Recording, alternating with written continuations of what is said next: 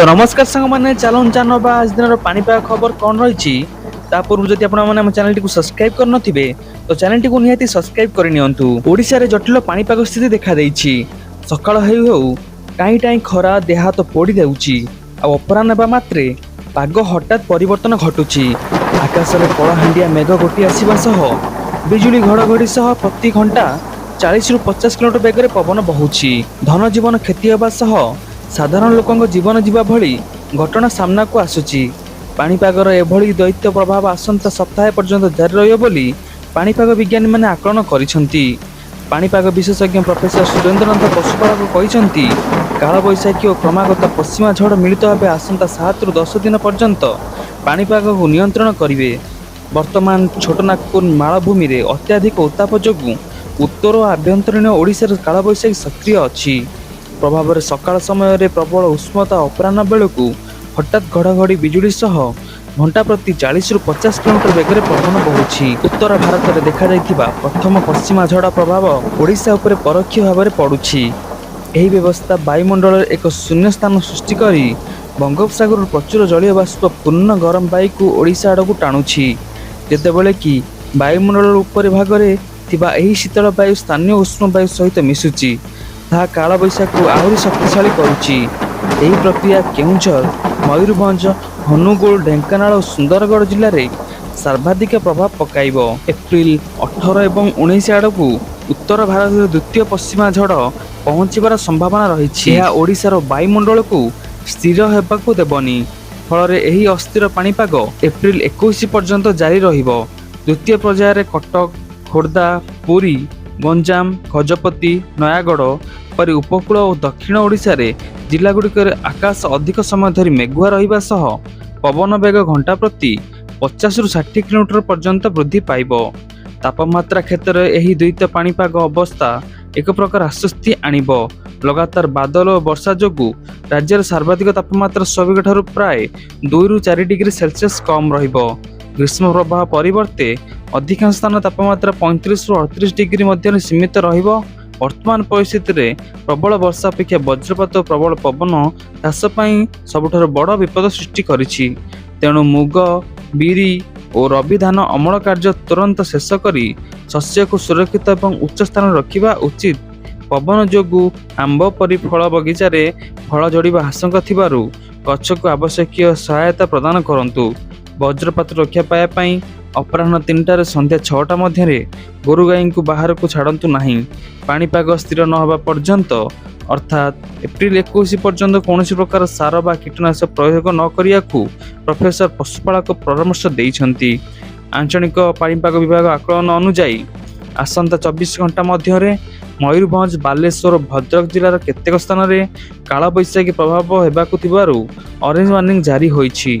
यह व्यतीत उपकूल और उत्तर ओडिशा रे केतेक स्थान रे काल बैशाखी प्रभाव 21 तारिख पर्यंत ओडिशा रे काल बैशाखी प्रभाव लागि रहिबो। तेबे उत्तर ओडिशा रे अधिक प्रभाव रहिबा नै ऑरेंज वार्निंग दिया जाइछि एवं आवश्यक पदक्षेप ग्रहण करने जिला प्रशासन एसीआरसी को पक्षर परामर्श दिया जाइछि। 40 डिग्री ऊपर 14 सहर पश्चिम ओडिशार सहर गुड़िकर तापमात्रा हु हु होई वृद्धि पाउछि।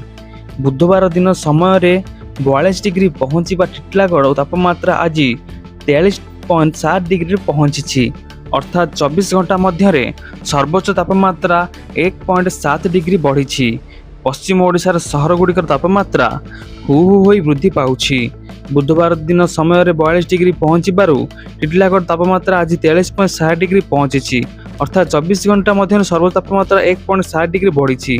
केवल टिटलागढ़ नुहे झारसुगुड़ा तापमात्रा अनुरूप भाव वृद्धि पाई 43.6 डिग्री छुईछि। यह व्यतीत भवानीपाटन में 42.5 डिग्री रेकर्ड होता बेले बलांगीर, संबलपुर और हीराकुद में 42.2 degree, Rourkela 41.6 degree, Sundargarh 41.5 degree, Nuapada 41 degree और सुवर्णपुर 40.6 डिग्री, बरगढ़ 40.4 डिग्री, बौद्ध 40.3 डिग्री, मालकानगिरी और तालचेर 40 डिग्री लेखाएं रही। आगामी 2 दिन मध्य पश्चिम ओडिशार सर्वोच्च तापमात्रा 2 ରୁ 3 डिग्री पर्यंत वृद्धि पाइब एवं परवर्ती 3 दिन स्थिर रहिबो। एहापर पुणी जिला गुड़िक तापमात्रा 2 ରୁ 3 डिग्री वृद्धि पाइब बोली आंचलिक पाणीपाग विज्ञान केन्द्र पक्षरु पूर्वानुमान करा जायछि। ଆହୁରି କୁହାଯାଇଛି ଯେ ଉପକୂଳ ଓଡ଼ିଶାବାସୀ ତାତିରୁ ଟିକେ ନିସ୍ତାର ପାଇବେ ଆସନ୍ତା 2 ଦିନ ମଧ୍ୟରେ ମୟୂରଭଞ୍ଜ, କୋରାପୁଟ, ଗଜପତି, ମାଲକାନଗିରି, ରାୟଗଡ଼ା, କନ୍ଧମାଳ ସମେତ ଉପକୂଳ ଓଡ଼ିଶାରେ ବିଜୁଳି ଘଡ଼ଘଡ଼ି ସହ ବଜ୍ରପାତ ହୋଇପାରେ। ଘଣ୍ଟା ପ୍ରତି 40ରୁ 50 କିଲୋମିଟର ବେଗରେ ପବନ ବହିବାର ସମ୍ଭାବନା ରହିଛି। ଏଥର ମୌସୁମୀରେ କମ୍ ବର୍ଷିବ। ଏଥର ମୌସୁମୀରେ ସ୍ୱାଭାବିକ ଠାରୁ କମ୍ ବର୍ଷା ହେବ। ଦକ୍ଷିଣ ପଶ୍ଚିମ ମୌସୁମୀ ଜୁନ୍ରୁ ସେପ୍ଟେମ୍ବର ମଧ୍ୟରେ ବର୍ଷାର ଦୀର୍ଘକାଳୀନ ହାରାହାରି 90ରୁ 95% ମଧ୍ୟରେ ରହିବ, ଯାହାକି ସ୍ୱାଭାବିକ ଠାରୁ କମ୍। ଦକ୍ଷିଣ ପଶ୍ଚିମ ମୌସୁମୀ ବାୟୁ ଏଥର ମୌସୁମୀରେ ସ୍ୱାଭାବିକ ଠାରୁ କମ୍ ବର୍ଷା ହେବାର ସମ୍ଭାବନା ରହିଛି। ଦକ୍ଷିଣ ପଶ୍ଚିମ ମୌସୁମୀ ବାୟୁ ଉପରେ ଏଥର ଏଲ୍‌ନିନୋ ପ୍ରଭାବ ରହୁଥିବାରୁ ସ୍ୱାଭାବିକ ଠାରୁ କମ୍ ବର୍ଷା ନେଇ ଭାରତୀୟ ପାଣିପାଗ ବିଭାଗ ଆକଳନ କରିଛି। ଓଡ଼ିଶାରେ ମଧ୍ୟ ଏ ବର୍ଷ ସ୍ୱାଭାବିକ ଠାରୁ କମ୍ ବର୍ଷା ହେବ। ଉତ୍ତର, ପଶ୍ଚିମ ଓ କେନ୍ଦ୍ରୀୟ ଓଡ଼ିଶାରେ ଜିଲ୍ଲାରୁ 100 ଠାରୁ କମ୍ ବର୍ଷା ରହିବ, ଯେତେବେଳେ କି ପୁରୀ, ଗଞ୍ଜାମ, ନୟାଗଡ଼, ଖୋର୍ଦ୍ଧା, କନ୍ଧମାଳ, କୋରାପୁଟ, ମାଲକାନଗିରି, ନବରଙ୍ଗପୁର, ରାୟଗଡ଼ା, ନୂଆପଡ଼ା ଜିଲ୍ଲାରେ କେତେକ ସ୍ଥାନରେ ସ୍ୱାଭାବିକ ଠାରୁ କିମ୍ବା ସ୍ୱାଭାବିକ ଠାରୁ ଅଧିକ ବର୍ଷା ହୋଇପାରେ। ଓଡ଼ିଶାର ଅଧିକାଂଶ ଜିଲ୍ଲାରେ 100 ଠାରୁ କମ୍ ବର୍ଷା ଉତ୍ତର ପୂର୍ବ, ଉତ୍ତର ପଶ୍ଚିମ, ଦକ୍ଷିଣ ଭାରତରେ ସ୍ୱାଭାବିକ ରହିବ। ପାଣିପାଗ ବିଶେଷଜ୍ଞ ପ୍ରଫେସର ସୁରେନ୍ଦ୍ରନାଥ ପଶୁପାଳକ ଆକଳନ କରିଛନ୍ତି ଯେ ଏଲ୍‌ନିନୋ ଯୋଗୁଁ ଓଡ଼ିଶାର ଆଭ୍ୟନ୍ତରୀଣ ଜିଲ୍ଲାଗୁଡ଼ିକରେ ମୌସୁମୀ ବିଳମ୍ବରେ ଆସିଥାଏ ଏବଂ ବର୍ଷା ପରିମାଣ କମିବାର ଦୃଷ୍ଟାନ୍ତ ରହିଛି। 2015 ଓ 2023ରେ ଏଭଳି ଘଟିଥିଲା। ତେବେ 2029 ଏକ ଶକ୍ତିଶାଳୀ ଇଣ୍ଡିଆନ୍ ଓସେନ୍ ଡାଇପୋଲ୍ ମୌସୁମୀକୁ ବଞ୍ଚାଇ ଦେଇଥିଲା ଏବଂ ଋତୁ ଶେଷ ଆଡ଼କୁ ଓଡ଼ିଶାରେ ଭଲ ବର୍ଷା ହୋଇଥିଲା। ଏଲ୍‌ନିନୋ ପ୍ରଭାବ କେନ୍ଦ୍ରୀୟ ଭାରତ ତୁଳନାରେ ଓଡ଼ିଶାରେ କମ୍ ରହୁଥିଲେ ମଧ୍ୟ ବର୍ଷା ସମୟକୁ ଅଗଷ୍ଟ ସେପ୍ଟେମ୍ବର ଆଡ଼କୁ ଠେଲିଦିଏ। ଏହାଦ୍ୱାରା ସ୍ୱାଭାବିକ ବର୍ଷା ସହ ଅନିୟମିତତା ଦେଖାଯାଇପାରେ ବୋଲି ସେ କହିଛନ୍ତି। ସେହିପରି ଏଲ୍‌ନିନୋ ପ୍ରଭାବରେ ମଧ୍ୟ ଚଳିତ ବର୍ଷ ଅଧିକ ଗ୍ରୀଷ୍ମ ପ୍ରବାହ ଜାରି ରହିବ ବୋଲି ସେ କହିଛନ୍ତି। ଆଉ ସେ ମଧ୍ୟ କହିଛନ୍ତି ଏଲ୍‌ନିନୋ ପ୍ରଭାବରେ ଚାଷ କାର୍ଯ୍ୟ ବାଧାପ୍ରାପ୍ତ ହେବ, ଯାହାଦ୍ୱାରା କୃଷିକୁ ପାଣି ମିଳିବାରେ ଅସୁବିଧା ହେବ। ଏହା ସହ ମରୁଡ଼ିର ଆଶଙ୍କା ଦେଖାଦେଇଛି ବୋଲି ଆଞ୍ଚଳିକ ପାଣିପାଗ ବିଜ୍ଞାନ କେନ୍ଦ୍ରର ପ୍ରଫେସର ପଶୁପାଳକ କହିଛନ୍ତି। ତ ଚଳିତ ବର୍ଷ ନିଶ୍ଚିତ ପାଣିପାଗ ଖବରକୁ ନେଇ ଆପଣ କ'ଣ ମତାମତ ଦେବେ, ଦୟାକରି କମେଣ୍ଟରେ ଜଣାନ୍ତୁ। ତ ଠିକ୍ ଅଛି ସାଙ୍ଗମାନେ, ଇଏ ତ ଥିଲା ଆଜିର କିଛି ପାଣିପାଗ ନ୍ୟୁଜ୍ ଅପଡ଼େଟ୍। ଏପରିକି ନ୍ୟୁଜ୍ ଅପଡ଼େଟ୍ ଜାଣିବା ପାଇଁ ଆମ ଚ୍ୟାନେଲକୁ ନିହାତି ସବସ୍କ୍ରାଇବ୍ କରି ରଖିଥାନ୍ତୁ। ଆମେ ଏହିପରି ଆପଣମାନଙ୍କ ପାଇଁ ସବୁଦିନ ୱେଦର ନ୍ୟୁଜ୍ ଅପଡ଼େଟ୍ ନେଇ ଆସିବୁ। ତ ଠିକ୍ ଅଛି ସାଙ୍ଗମାନେ, ଇଏ ତ ଥିଲା ଆଜିର କିଛି ନ୍ୟୁଜ୍ ଅପଡ଼େଟ୍। ଦେଖାବା ଆଉ ଏକ ନୂଆ ଭିଡ଼ିଓ ସହିତ। ରହିଲି, ଧନ୍ୟବାଦ।